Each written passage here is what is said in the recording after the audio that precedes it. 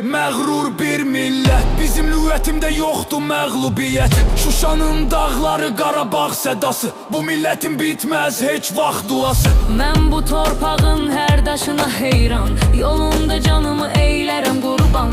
Zəfər sorağıyla göylərə uçanam, mən Azərbaycanam, mən sarsılmazam. Vətən sağ olsun, millət var olsun, zəfər bizimlədir. Torpağım müqəddəs, bayrağım uca, tarixim şanlıdır, ruhum sarsılmaz. Torpağım müqəddəs, bayrağım uca, tarixim şanlıdır, ruhum sarsılmaz.